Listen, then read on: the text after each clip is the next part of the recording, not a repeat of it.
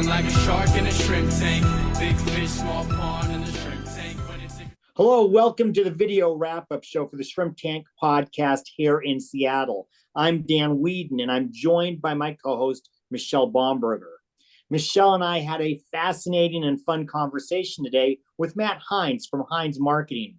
I promise you're going to want to listen to the entire episode, so you can check it out on our website at www.shrimptankpodcast.com Seattle or anywhere where you get your podcasts.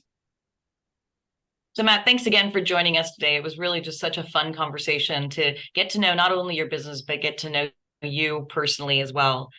So if you listen to the starting point of the show, you'll hear about the accolades that Matt's gotten as a leader in his industry. But there's this bigger piece of his leadership in the community as a thought leader, as well as a community builder. Can you share a little bit about what that means and how it has affected you and your business? Yeah, I think the older I get, the more mistakes I make, the more I realize I just, I want to lead by example. And, anyone who has been in business, anyone who has run a business knows that it is sometimes like chewing glass, like there's a lot that you go through as a business owner, and to pretend that everything's fine doesn't really help you, and it doesn't help anybody. Especially in this kind of a market where you've got like well-meaning people that are losing their jobs because their companies are a little over their skis and can't continue at the same run rate or with the same valuations. I just think having some empathy for others is really important. Our stated purpose as a business is to positively impact careers and lives by enabling work that matters. And that positively impact careers and lives is the beginning of that on purpose. Like that, we're here to have a positive impact on the world around us, on the people around us, employees first and foremost, our clients, the B2B marketing community as a whole, and then finally communities in need around us.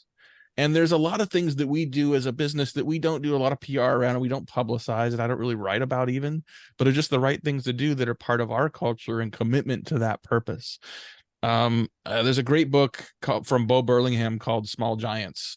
And the whole point is like, you don't have to be big to be great. You don't have to be big to have a real impact on the world around you. And so I've really taken that to heart and said, what can we do? What can I do from this tiny little corner of our daylight basement here to try to have enough impact on our employees and the people around us to positively impact careers and lives? And I take that very, very seriously. Matt, I learned so much today. I'm going to go back and re-listen to the entire podcast because I want to take some copious notes. I do know that at the back end, near the end, we talked a little bit about this. And so I want to bring it up here again and have you answer maybe in a little bit of a different way. We have a lot of small business owners, a lot of entrepreneurs who they are the marketing and the sales team for their businesses. Yeah. What is the one thing that they are not doing that they need to start doing more of in order to help spread the word on their companies? Early on, and I was in the same boat, right? And still really am. We're not that big of a company, but I didn't have budget. I didn't have a marketing team. It was just me. But I realized that the way that I was thinking about marketing, the conversations I had with customers and prospects, my response in every one of those situations wasn't just an answer to them. It was a potential piece of content. Like if you get a question from a customer and you give them an answer, jot that down and re-record it as part of your podcast, record it as a short video, write it down in LinkedIn or on your blog or wherever you have your audience is. Keep a paper trail of how you think about things in and around your business. That is going to make you a more authentic person. It's going to make you someone that people want to listen to. It's going to move you from being where most marketing is in an interruptive way and go from interrupted to irresistible because people want to hear more from you. They want to hear more of what you think. And it's not everybody. If you are focused on the right target market, the subset of what you think your target market is today, there's a narrower set of prospects and customers that have a shared set of values and a shared set of needs that your content, your perspective, your voice is going to help. And so if you're doing your job well and spending as much time as possible in front of your customers and prospects, those conversations, those insights, those discoveries and aha moments are a constant daily source of content that you can then turn around and produce very quickly and easily into your own content feeds. And once you make that a habit, Once you understand how to do that, and how to do that quickly, and once it becomes a regular habit, it will be an asset for your business. And the earlier you do it, it's kind of like making investments in the stock market. There's a compounding value of doing that early and often. Well, Matt, thanks again so much for being a guest here on the Shrimp Tank. For our listeners that want to get in touch with you or learn more about your company, how can they get more information?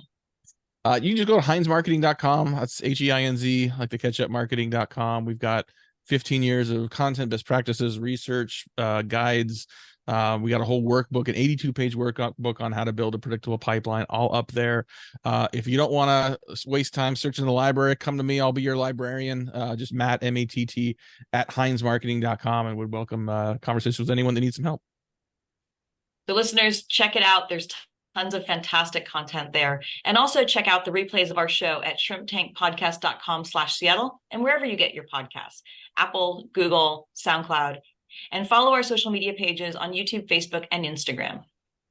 So Matt, thank you very much for being on today. And for those of you watching, you got to go listen to the whole show to find out a little bit about Matt's favorite bourbon and the distillery that he just took over. So you're going to have to go on to listen to that, because you're not going to get it here. But by the way, if you like the video, please like, subscribe below.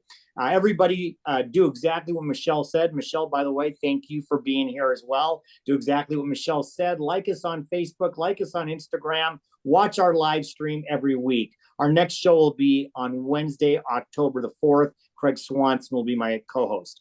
In the meantime, be safe, be well, and be prosperous, because until next week, the shrimp is back in the tank. So long.